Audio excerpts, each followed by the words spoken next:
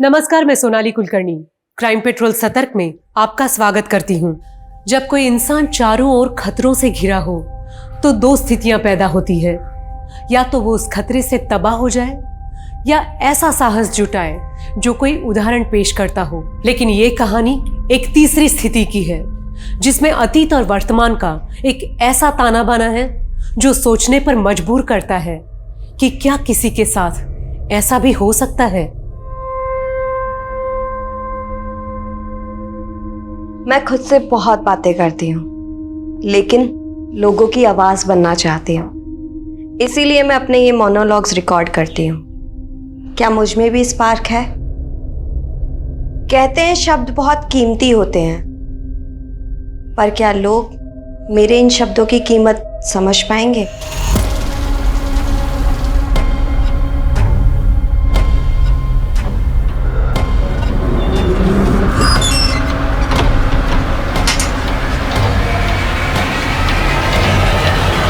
Police control room. इस वक्त की सबसे बड़ी खबर राजपुर रोड से आ रही है, जहां पर एटीएम कैश ले जाने वाली वैन को लूट लिया गया है। कहा जा रहा है कि इस वैन में तकरीबन 10 करोड़ रुपए कैश था।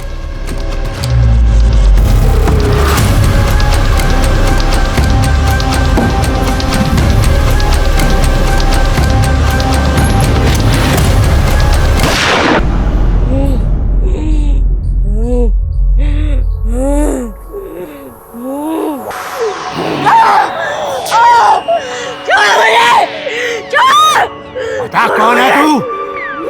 इस लड़की के अंदर कैसे घुसा? बोल कौन है तू? कुछ इस तरह के केसेस होते हैं जो हमें इतना हैरान कर देते हैं कि हम ना चाहते हुए भी कुछ दूसरे पहलू में उलझ जाते हैं। हर तहकीकात किसी भी विक्टिम के माजी या अतीत का रुख जरूर करती है। इस केस में हम मल्टीपल एंगल्स पे काम कर रहे थे, पर मुश्किल ये थी कि हम तय नहीं कर पा रहे थे कि हम सही दिशा में हैं या नहीं। हम खुद को चैलेंज कर रहे थे, पर हमारे सामने कुछ ऐसा आने वाला था जो हमारी आंखें खोलने वाला था। कट इट साउंड, ब्रेक के बाद करते हैं। श्योर।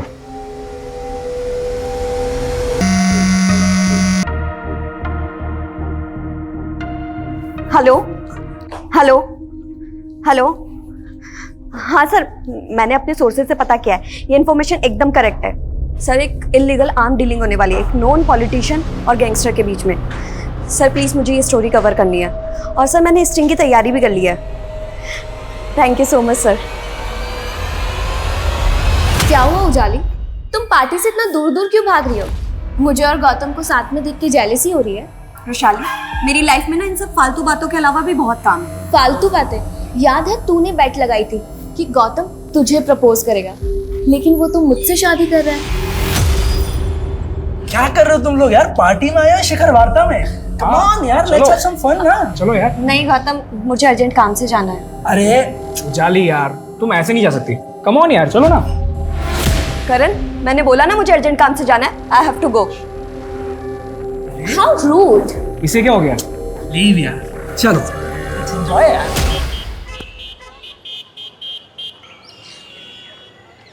ये तीसरा कॉन्ट्रैक्ट हाथ से निकल गया है। I am damn sure company का कोई एम्प्लॉय हमारे कोटेशंस लीक कर रहा है। देखो, डिटेक्टिव करना है करो, मुझे कंपनी के हर एम्प्लॉय को इन्वेस्टिगेट करना है, समझे? पापा, ऐसा क्या हो गया आपके बिजनेस में कि आपको डिटेक्टिव करना पड़ रहा है? तेरा जर्नलिज्म क्या कम था? अब तो तेरे पापा भी ऐसी बातें करने लगे हैं कि सुनकर डर लगता है। मम्मा, अगर लाइफ में कुछ एक्साइटमेंट ना हो तो लाइफ जीने का मजा नहीं आता, है ना पापा? एक्साइटिंग की बच्ची, अपने मम्मी के कंसर्न को समझो। ये पत्रकारिता छोड़ और बिजनेस ज्वाइन कर ले। फिलहाल पापा मैं अपने जर्नलिज्म से बहुत खुश हूँ, और हाँ, मुझे चेंज करके फटाफट निकलना है कि स्टोरी कवर करनी है। मतलब तू एक और नया खतरा मोल लेने जा रही है? मम्मा, कोई खतरा मोल नहीं ले रही हूँ मैं। इतनी क्यों टेंशन लेते हो आप? डोंट मेक अस फूल बेटा, आई नो तुम अंडर कवर बन के डिस्गाइज लुक में इधर उधर जाती हो, और इस बार भी किसी मिशन पे जा रही हो।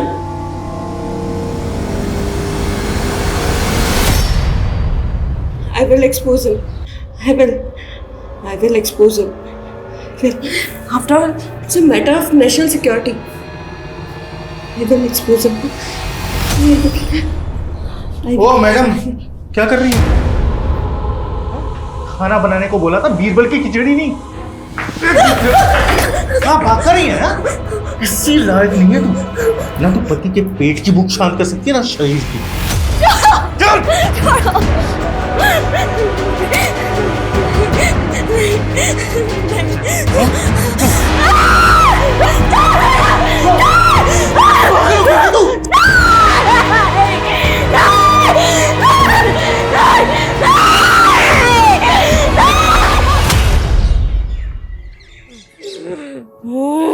बाबा 1 महीने पहले मेरी इससे शादी हुई थी, लेकिन जब भी मैं इसके साथ संबंध बनाने की कोशिश करता हूँ ना, इसके अंदर भूत आ जाता है।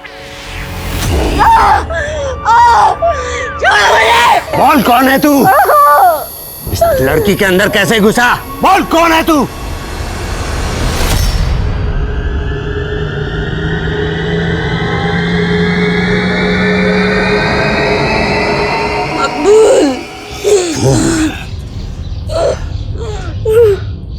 तेरी बीवी के अंदर मकबूल का भूत है।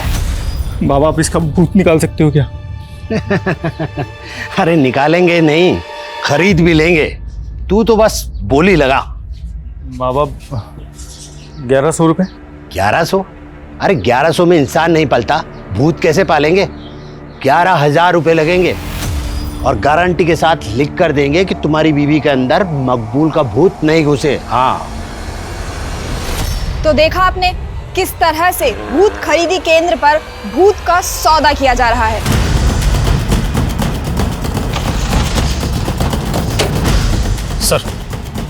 सर कोई इस लड़की को यहाँ अर्थी पे छोड़ गया। पूजा खोलो जरा।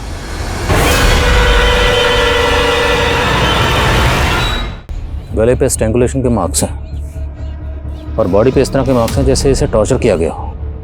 सर इसका मतलब लड़की को मार के इसकी लाश को यहाँ डंप किया गया। एरिया में जितने भी शमशान हैं सब जगह पता करो, शायद इस लड़की को लीड मिले। Yes sir.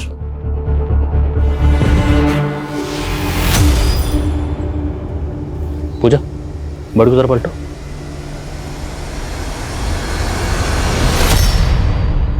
तीन साल पुराना न्यूज़पेपर। कौन हो सकती है ये लड़की?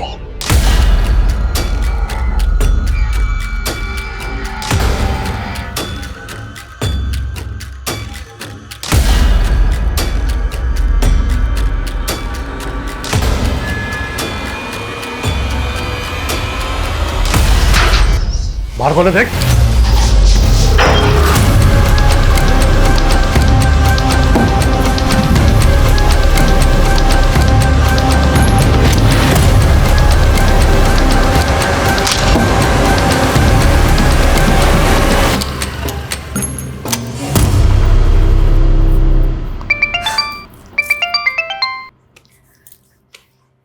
यस बॉस, काम हो गया। मैं अब भी आपको फुटेज सेंड करती हूँ।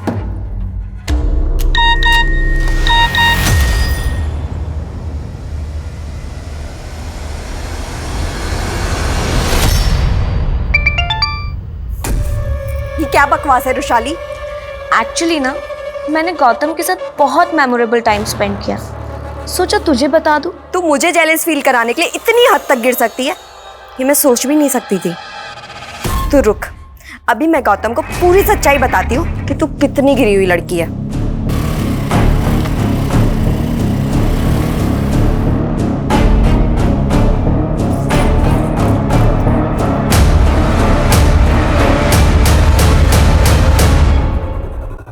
सर जिस लड़की की लाश हमें अर्थी पर मिली थी, उसकी पहचान से जुड़ी कोई भी इंफॉर्मेशन नहीं मिल रही है और मिसिंग कंप्लेंट से भी कुछ पता नहीं चल रहा है। और सर उस एरिया के आसपास सभी शमशान घाट में पता किया, वहां से भी कोई क्लू नहीं मिल रहा। ये नेचुरल डेथ नहीं है। पोस्टमार्टम रिपोर्ट के मुताबिक विक्टिम की मौत गला दबाकर की गई और विक्टिम की बॉडी पर और उसके प्राइवेट पार्ट में प्रोलॉन्ग इंजरीज के मार्क्स हैं। एक काम करो, यहाँ कहीं भी अर्थी का सामान मिलता है वहाँ पता करो, शायद कोई लीड मिले। और विक्टिम की तस्वीर सभी अखबारों और सोशल मीडिया पर सर्कुलेट करवाओ, शायद कोई शिनाख्त के लिए आ गया। सर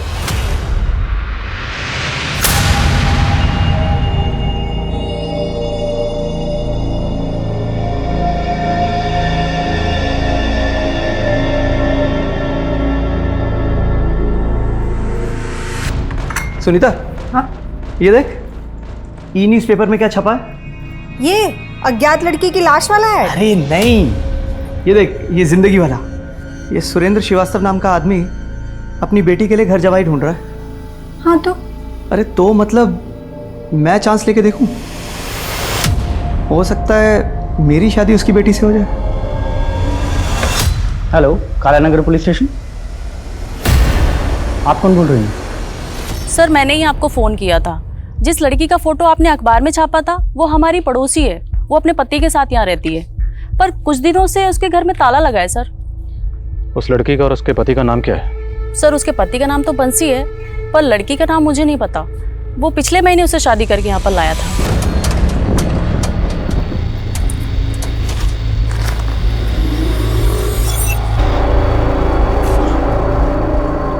आ जाओ, डरो मत, इधर।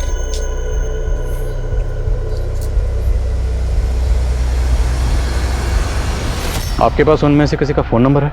जी, उसके पति बंसी का नंबर है मेरे पास, पर वो बंद है नंबर। कोई बात नहीं, आप नंबर दीजिए। खुशबू नंबर। अनुज, ताला तोड़ो।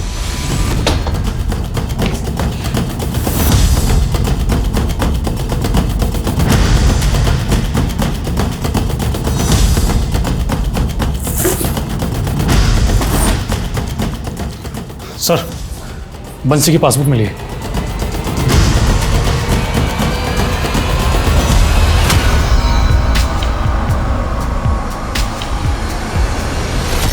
ये दोनों मियाँ बीवी में रिश्ता कैसा था? क्या बंसी अपनी बीवी को मारता पीटता था?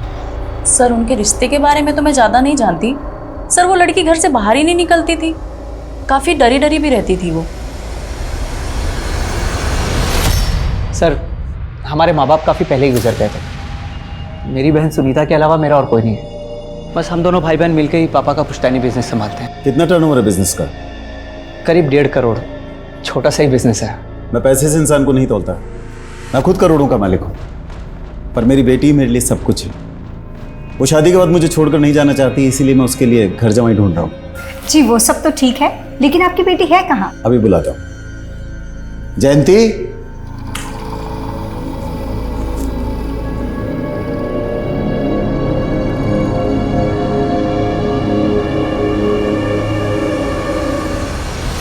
सर, बंसी की ट्रांजैक्शन से पता चला है कि उसके अकाउंट में चौधरी ट्रांसपोर्ट से फंड ट्रांसफर होता था। मैंने चौधरी ट्रांसपोर्ट में पता किया, वो वहाँ पे एक ड्राइवर था और उसकी कंपनी वालों का कहना है कि 11 दिन पहले वो पंजाब एक डिलीवरी लेकर गया था, लेकिन अभी तक लौटा नहीं है।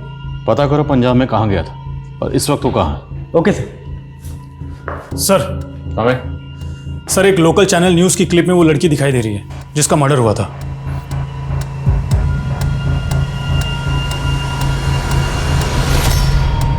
सर, ये क्लिप करीब 3 महीने पुरानी है। जिस तरह से इस विक्टिम की बॉडी हमें अर्थी पर मिली, कहीं ये किसी उटपटांग तंत्र मंत्र के शिकार तो नहीं हुई? पता करो ये वीडियो कहाँ से अपलोड हुआ, इसका सोर्स क्या है। Yes sir.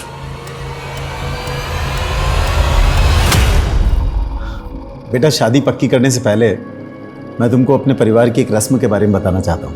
पापा अभी सब रहने दीजिए ना। अब बेटा, रस्म है तो निभानी तो पड़ेगी ना। नहीं नहीं, प्लीज़ बताइए ना क्या रस्म। बेटा, रस्म ये है कि हमारे यहाँ लड़का जब घर जमाई बन के आता है तो वो दहेज लेकर आता है। वैसे यहाँ भगवान का दिया सब कुछ है, पर तुम 11 लाख रुपए नकद दे देना। उस पैसे से मैं तुम दोनों के नाम से दान पुण्य कर दूंगा। देखा, मुझे पहले ही लगा था अखबार में घर जमाई का ऐड देने वाले लोग फ्रॉड होते हैं, और अब अगर इन्हें पैसे दे दिए तो ये हमें चपेट लगा के निकल जाएंगे।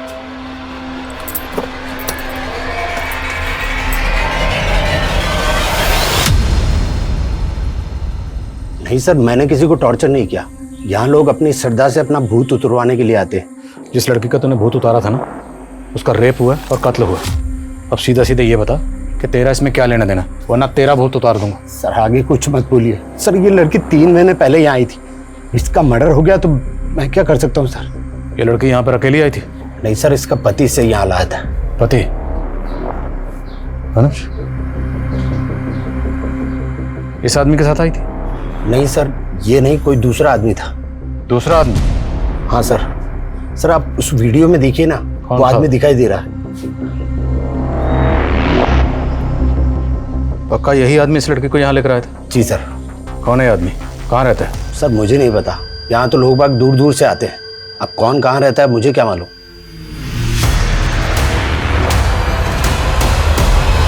कहा जा रहा था उजाली पे किसी मकबूल नाम के भूत का साया था, लेकिन ये मकबूल वाकई कोई भूत था या ये गुनाहों को छिपाने का कोई षड्यंत्र था। एक तरफ कहा जा रहा था कि उजाली बंसी की पत्नी थी, लेकिन अब पता चला था कोई निरंतर भी उसका पति था। लेकिन उजाली की मौजूदा जिंदगी का परिवेश उसके अतीत से एकदम अलग था। उजाली एक बिजनेस फैमिली से ताल्लुक रखने वाली एक पढ़ी लिखी लड़की थी जो 3 साल पहले तक मीडिया से जुड़ी थी, लेकिन उसका अतीत कई चौंकाने वाले कड़ियों से जुड़ा था, जिसका एक पहलू उजाली की दोस्त रुशाली का मर्डर था।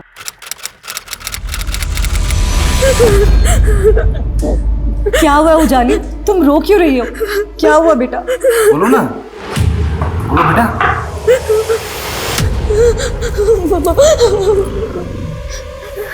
ले चलो इसे। कहाँ ले जा रहे हो उसे? नहीं उजाली, पापा मैंने कुछ नहीं किया पापा। सुनिए तो सही, फ्रेंड रुशाली का मर्डर किया है तुमने? नहीं पापा, मैंने कोई मर्डर नहीं किया पापा। रुशाली के घर के बाहर सीसीटीवी में कैप्चर हुई थी तुम, तुम्हारे कपड़ों पर खून लगा हुआ था, मर्डर करके भागी थी वहां से। डालो गाड़ी में से। नहीं पापा, मैंने कोई मर्डर नहीं किया पापा, प्लीज नहीं पापा। उजाली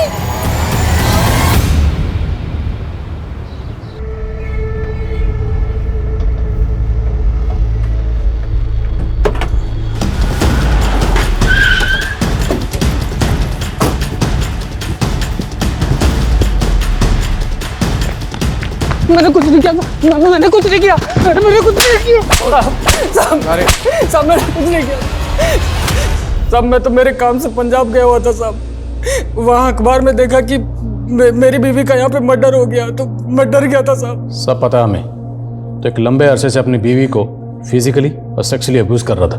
तूने उसको नहीं साहब, हमारे तो शादी के बाद भी शारीरिक संबंध नहीं बने थे साहब, मैं सच कह रहा हूँ साहब। अभी 15 दिन पहले तुम उसको सही सलामत छोड़ के गया था साहब। पूजा, मुझे पंजाब से वापस लौटने में 6-7 दिन लग जाएंगे, तुम ध्यान रखना अपना। हाँ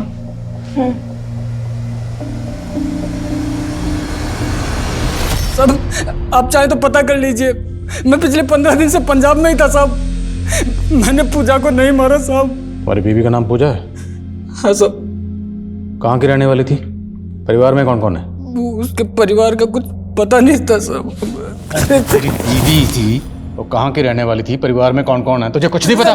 दरअसल वो मेरे दोस्त की बीवी थी साहब। क्या? हाँ साहब, उसका पहला पति उसको बहुत मारता था साहब। 1000 रुपए खर्च किए तुझे मैंने, लेकिन तू वैसी की वैसी नहीं। अभी मैं उतार दूं तेरा। ये क्या कर रहा है निरंतर? वो मेरी बीवी है ना, तू कौन होता है बीच में बोलने वाला? हो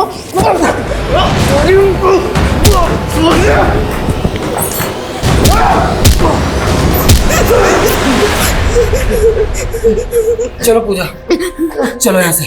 वो कभी ना चाहता तो पूजा को कहीं भेज देता साहब, इसलिए मैं उसे बचा के अपने साथ ले आया साहब।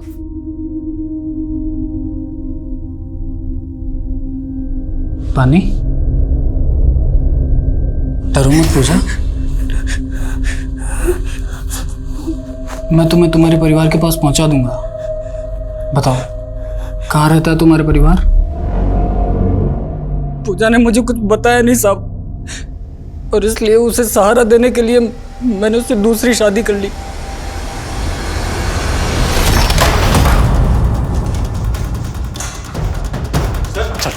चल हुआ क्या सर? लेके जाओ सर। मेरी बात तो सुनो सर, लेकिन हुआ क्या है?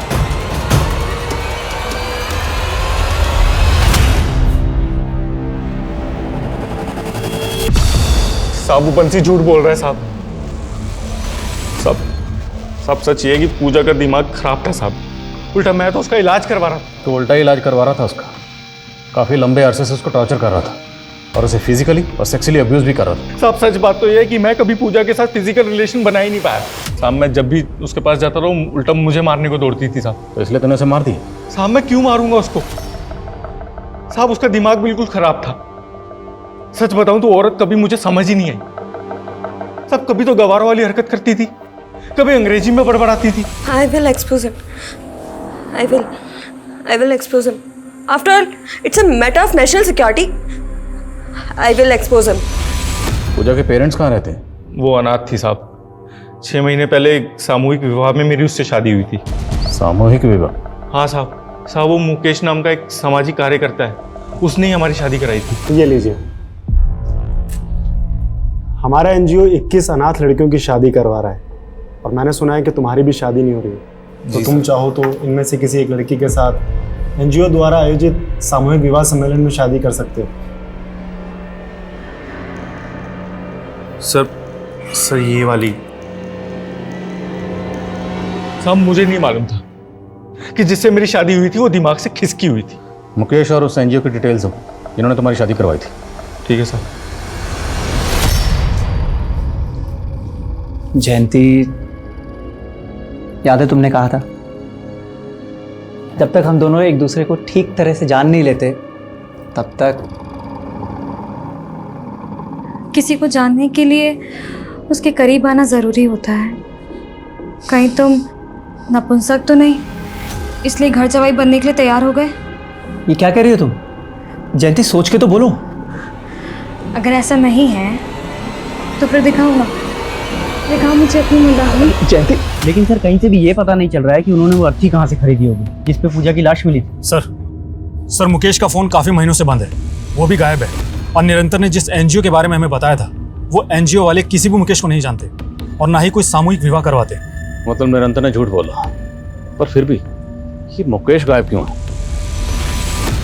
और निरंतर और बंसी ने बताया कि उनके पूजा के साथ किसी तरह के कोई फिजिकल रिलेशन नहीं थी, जबकि पोस्टमार्टम रिपोर्ट के मुताबिक पूजा को लंबे अरसे से फिजिकली और सेक्सुअली टॉर्चर किया जा रहा है। सर हो सकता है बंसी और निरंतर दोनों मिलकर हमें घुमा रहे हैं, शायद दोनों ही उसका रेप करते हो। और निरंतर ने बताया कि पूजा कभी कभी अकेले में इंग्लिश में बड़बड़ाती थी। I will expose him. After all, it's a matter of national security. तो मुमकिन है कि पूजा किसी पढ़ी लिखी फैमिली से बिलोंग करती और ज़हनी हालत खराब होने की वजह से गलत लोगों के चंगल में फंस गई। सर हमने निरंतर के घर की भी तलाशी ली तो वहां पर हमें एक रसीद मिली है जिस पर किसी मकबूल भूत की खरीदी के बारे में लिखा गया है। मकबूल भूत? हाँ सर। और सर निरंतर की घर की दीवार पर ब्रेकिंग न्यूज़ लिखा हुआ था और वहीं हमें कुछ ऐसे पेपर्स मिले हैं जिसमें कुछ इंग्लिश में लिखा हुआ है।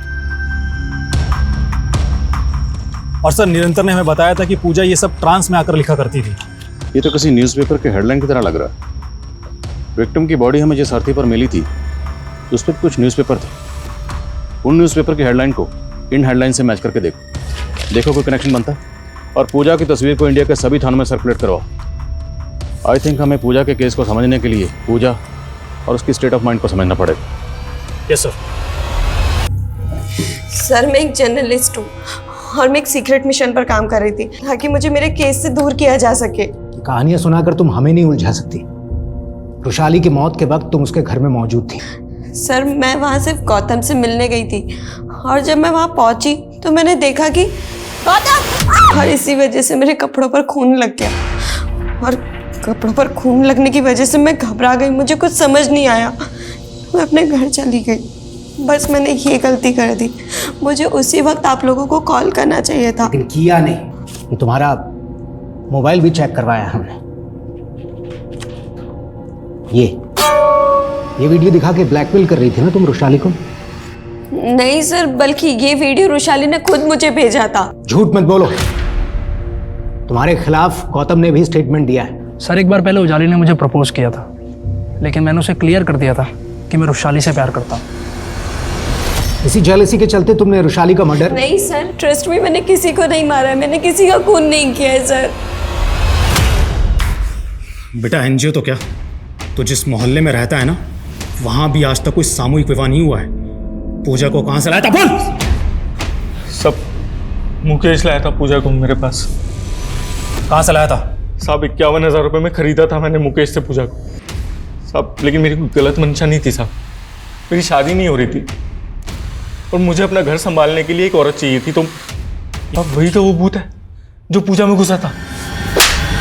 निरंतर और चिराग बाबा मकबूल को भूत बता रहे हैं, तो जब पूजा तुम्हारे साथ रह रही थी पूजा ने कभी भी तुम्हारे सामने इस मकबूल का जिक्र किया था? मकबूल? नहीं सर, लेकिन अक्सर वो नींद में बहुत बेचैन हो जाती थी सर। नहीं छोड़ो, नहीं नहीं छोड़ो मुझे, छोड़ो। पूजा, पूजा क्या हुआ? पूजा नींद में यासिर का नाम बड़बड़ाती थी। तो आपने कभी किसी यासिर को पूजा के साथ देखा था? मुझे नहीं पता ये यासिर और मकबूल कौन है, लेकिन कुछ तो बहुत बुरा हुआ था सर पूजा के साथ, जिससे उसकी दिमागी हालत इतनी बिगड़ गई। मकबूल और यासिर ये दोनों कौन हैं, कहाँ के रहने वाले हैं, कोई नहीं जानता और ना ही इन दोनों को किसी ने देखा। और अभी तक की तहकीकात के मुताबिक मुकेश ही वो आखिरी शख्स है जो पूजा को यहाँ लाया था। तो मुकेश के कॉल रिकॉर्ड चेक करो और चेक करो कि उसमें मकबूल और यासिर का कोई नंबर मिलता है। Yes sir.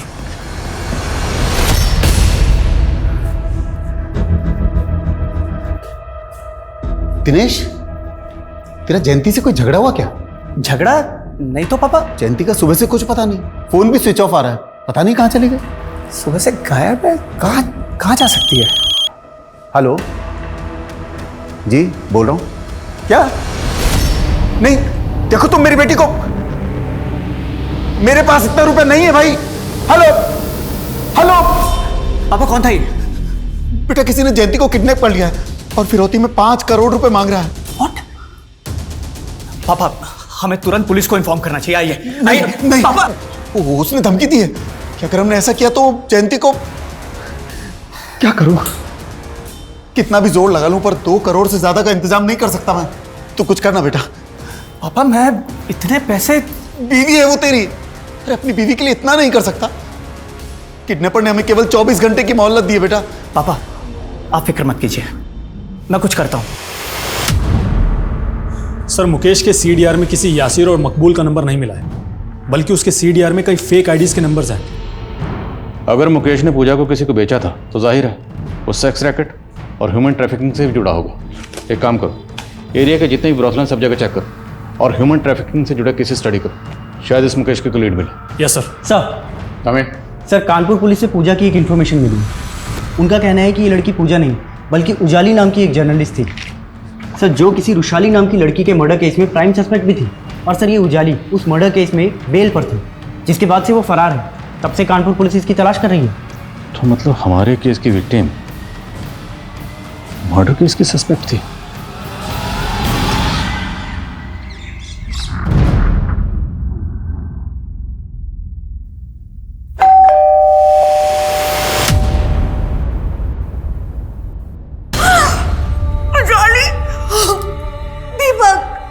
आप जानते थे कि 3 साल से आपकी बेटी उजाली कहाँ रह रही थी?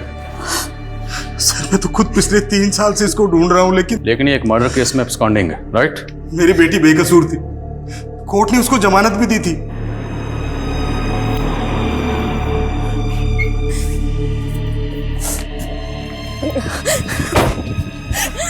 जमानत पर बाहर आने के बाद उसको किसी ने अगवा कर लिया था सर। किसने अगवा किया?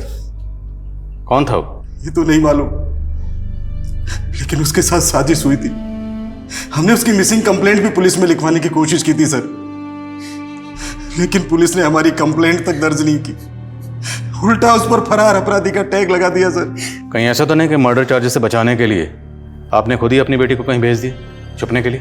नहीं सर, मैं तो पिछले 3 साल से उसकी तलाश में था। मैंने सपने में भी नहीं सोचा था कि एक दिन उसकी मौत की खबर सुनने को मिलेगी। आपकी बेटी उजाली पूजा बनकर कोटा में इन लोगों के साथ में रह रही थी। इनमें से किसी को जानते हैं आप? नहीं। उजाली मर्डर केस अब 3 साल पहले हुए रुशाली मर्डर, जिसमें पुलिस की जांच को दोहरे मापदंडों में उलझा के रख दिया था। उजाली ने 3 साल पहले रुशाली का मर्डर किया था या नहीं, इसके साथ पुलिस को यह भी पता करना था कि उजाली की जिंदगी में मुकेश, निरंतर और बंसी कैसे आए और मकबूल और यासिर कौन थे। आखिर उजाली का उनसे क्या वास्ता था।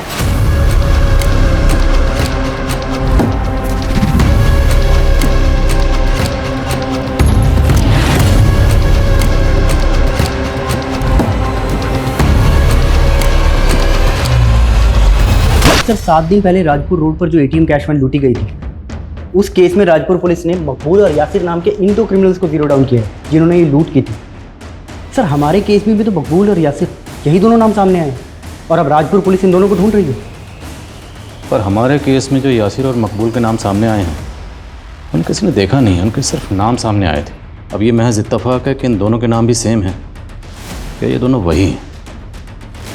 राजपुर पुलिस से कांटेक्ट करो और पता करो कि इन दोनों का हमारे केस से कनेक्शन बैठता है। साहब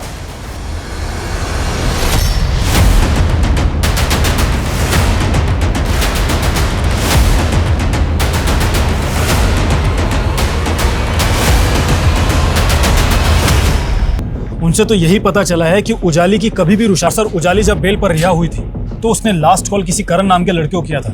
और सर करण ने कानपुर पुलिस को काफ़ी हैरान करने वाले स्टेटमेंट दिए थे। उजाली ने जब मुझे लास्ट टाइम कॉल किया तो उसने मुझसे फेवर मांगा था। उसने मुझसे कहा कि मैं अपने क्रेडिट कार्ड से उसके बेंगलोर जाने के लिए फ़्लाइट की टिकट बुक कर दूँ, लेकिन सर ऐसा करके मैं फंसना नहीं चाहता था, इसलिए फिर मैंने कोई टिकट बुक ही नहीं की। करण के स्टेटमेंट के बाद कानपुर पुलिस ने उजाली को बैंगलोर में भी ढूंढने की कोशिश की थी। सस्पेक्ट तो रुशाली का मंगेतर गौतम भी था। अब चूंकि उजाली कहीं गायब होगी तो सारा शक उसी पे आ गया और गौतम को मिल गई क्लीन चिट। तो सर उजाली को गायब करने में गौतम का भी हाथ हो सकता है? मुमकिन है, या ये भी मुमकिन है कि उजाली खुद ही कहीं गायब हो गई और वो पागलपन वो सिर्फ महज उसका एक ड्रामा।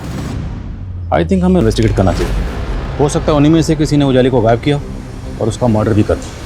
नेताजी वो जर्नलिस्ट उजाली, उसके मर्डर केस वाली पुलिस अब रुशाली मर्डर केस में दिलचस्पी ले रही है। कहीं ऐसा ना हो कि वो उजाली का लिंक ढूंढते ढूंढते हम तक पहुंच जाए। सर उजाली 3 साल से गायब थी। अब अगर उसकी लाश मिली है तो इसका मतलब ये तो नहीं कि उसने रुशाली का मर्डर नहीं किया होगा। एक बात बताओ, तुम और रुशाली दोनों लिव इन रिलेशनशिप में थे ना?